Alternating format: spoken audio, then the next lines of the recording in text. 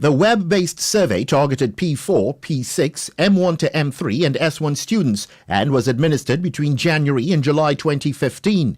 It was based on what is called a trauma indicator checklist, basically a tool used to identify signs of at-risk behavior among school-aged youth.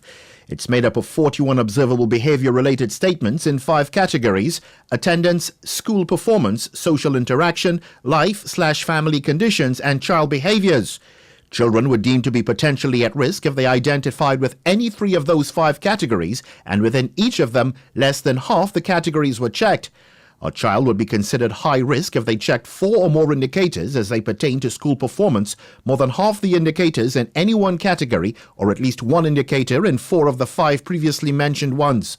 Inconsistent school attendance was among the top 3 areas highlighted, along with students being tired when they did go to school and missing school repeatedly due to illness. In terms of school performance, the top 3 issues were students doing poorly or getting failing grades. That was followed by having difficulty staying on task or completing assignments and becoming easily frustrated. Social interaction, according to one source closely associated with the survey, was cause for particular concern. The main issue highlighted as bullying. In this category, students also reported spending time with negative peers and that they did not participate in positive peer behaviors. This, we're told, was a significant indicator in terms of students becoming directly involved with gangs, being gang affiliates, or being forced into such activity. So how did the segments of the school population surveyed fare?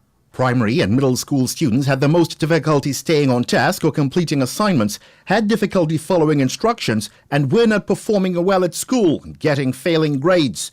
Senior school students were also performing poorly and getting poor grades, while also having difficulty staying on task and completing assignments. They too identified with showing impulsive behavior. Based on the findings of the survey, a number of recommendations were made and should have been implemented in the immediate term following the survey.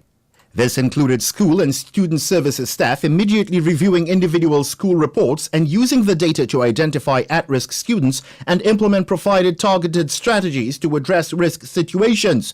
This, we're told, was done through the creation of the Interagency Community Response Team. However, it is understood many of the proposed solutions were not put in place, resulting in the poor grades and behavior currently being witnessed, or at least so it is claimed.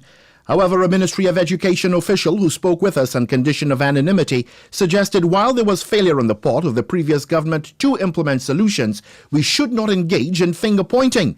And in an effort to build on the findings of the previous survey, another is currently being carried out to determine the way forward.